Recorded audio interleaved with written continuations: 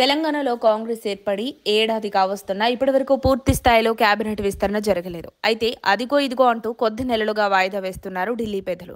అయితే తాజాగా కాంగ్రెస్లో ఇప్పటివరకు ఏ పదవి దక్కని నేతలు ఎప్పుడెప్పుడా అని ఎదురు చూస్తున్న కేబినెట్ విస్తరణకు కౌంట్ డౌన్ స్టార్ట్ అయిందట.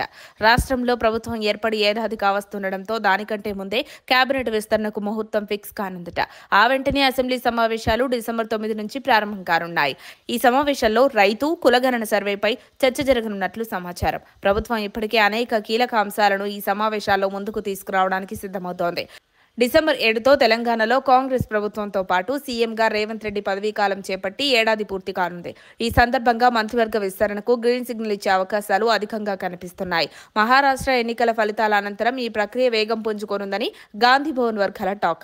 హైదరాబాద్, నిజామాబాద్, రంగారెడ్డి, ఆదిలాబాద్ వంటి జిల్లాలకు ప్రస్తుతం కేబినెట్లో ప్రాతినిధ్యం లేకపోవడం విస్తరణ మరింత కీలకంగా మారనుంది.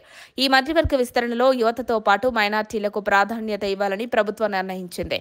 ముఖ్యంగా ముదిరాజ సామాజిక వర్గానికి ఒక బర్త్ ఖచ్చితంగా ఇస్తామని గతంలో సీఎం హామీ ఇచ్చారు. అయితే మొత్తం 6 మంత్రివర్గ స్థానాల కోసం 10 మంది ఎమ్మెల్యేలు పోటీ పడుతున్నారు.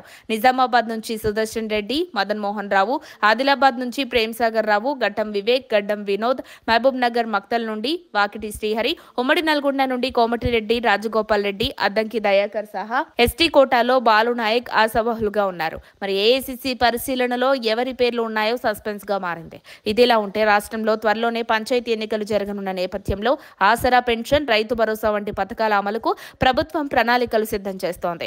ఈ పథకాలు ప్రజల్లో ప్రభుత్వంపై నమ్మకాన్ని పెంచేందుకు దోహదపడతాయని పీసీసీ నాయకత్వం భావిస్తోంది. దీంతో డిసెంబర్లో జరగనున్న మంత్రివర్గ విస్తరణపై అందరి ఫోకస్ పడింది. ఈ మంత్రివర్గ విస్తరణలో ఎవరికి బర్త్ దక్కనుందో కాంగ్రెస్ నేతల్లో ఉత్కంఠ నెలకొంది. మరోవైపు అద్దంకి దయాకర్ కి కాంగ్రెస్ ప్రభుత్వంలో మంచి స్థానం కల్పిస్తామని సీఎం రేవంత్ రెడ్డి చాలా సందర్భాల్లో చెప్పారు. అయితే త్వరలో కేబినెట్ విస్తరణ ఉండటంతో దయాకర్ కి రేవంత్ స్థానం కల్పించొచ్చనే టాక్ కూడా ఉంది. మరి అద్దంకి దయాకర్ కి మంత్రివర్గ విస్తరణలో ఛాన్స్ దక్కుతుందా లేదా అనేది ఆయన అభిమానుల్లో సైతం ఆసక్తి రేపుతోంది. మరి డిసెంబర్లో కాంగ్రెస్ లో ఏం జరగనుందో వేచి చూడాల్సిందే. మరిన్ని అప్డేట్స్ కోసం మా కాయ్ టీవీని సబ్స్క్రైబ్ చేసుకోండి. మా వీడియో కనుక మీకు నచ్చినట్లయితే లైక్ చేయండి, షేర్ చేయండి. మీ విలువైన అభిప్రాయాలను కామెంట్ బాక్స్లో తెలియజేయండి.